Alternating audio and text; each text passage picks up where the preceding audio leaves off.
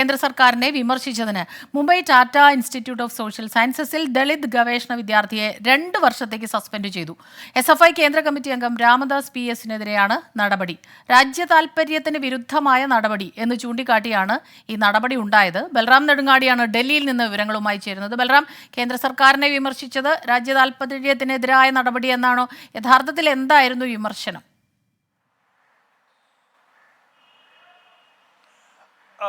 സ്മിത SFIയുടെ കേന്ദ്ര കമ്മിറ്റി അംഗവും ഒപ്പം തന്നെ ദേശീയ തലത്തിലുള്ള ഇടത് വിദ്യാർത്ഥി സംഘടനകളുടെ കൂട്ടായ്മയായ PSFന്റെ മുൻ ജനറൽ സെക്രട്ടറിയുമായ രാമദാസ് PS-നെതിരെയാണ് ഈ നടപടി ഉണ്ടായിരിക്കുന്നത്. കേന്ദ്ര സർക്കാരിന്റെ കീഴിൽ പ്രവർത്തിക്കുന്ന Tata institute of social science മുംബൈയിലെ സ്ഥാപനമാണ് വിദ്യാർത്ഥിയെ കേന്ദ്ര സർക്കാരിനെ വിമർശിച്ചതിന്റെ പേരിൽ സസ്പെൻഡ് ചെയ്തിരിക്കുന്നത്. ഈ നടപടി എടുക്കുന്നതിന് കാരണമായി ഈ സ്ഥാപനം ചൂണ്ടിക്കാണിച്ച കാരണങ്ങൾ പ്രധാനമായും 3 അതിൽ ഏറ്റവും പ്രധാനം എന്നുള്ളത് ഈ PSFന്റെ ഡൽഹിയിൽ നടന്ന കേന്ദ്ര സർക്കാരിനെതിരായ പ്രതിഷേധത്തിൽ പങ്കെടുത്ത് സംസാരിച്ചു എന്നുള്ളതാണ്.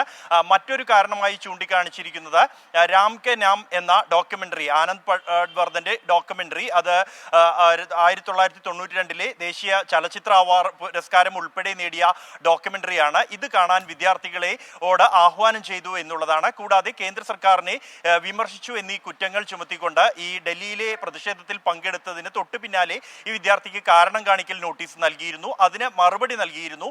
എന്നാൽ അത് ചെവി കൊള്ളാതെയാണ് കഴിഞ്ഞ ദിവസം, ഇന്നലെ രാത്രിയാണ് വിദ്യാർത്ഥിക്ക് 2 വർഷത്തേക്ക് സസ്പെൻഡ് ചെയ്തു എന്ന് അറിയിച്ചുകൊണ്ടുള്ള അറിയിപ്പ് ഈ സ്ഥാപനത്തിൽ നിന്നും ലഭിച്ചിരിക്കുന്നത്. നിലവിൽ 3-ാം വർഷ ഗവേഷണ വിദ്യാർത്ഥിയാണ് ഈ രാമദാസ് PS. അതുകൊണ്ട് തന്നെ ഇയാളുടെ ഗവേഷണം, തുടർ പഠനം ഉൾപ്പെടെ പ്രതിസന്ധിയിലാക്കുന്ന ഒരു നടപടിയാണ് ഈ സ്ഥാപനത്തിന്റെ ഭാഗത്തു നിന്നും ഉണ്ടായിരിക്കുന്നത്. സ്മിത.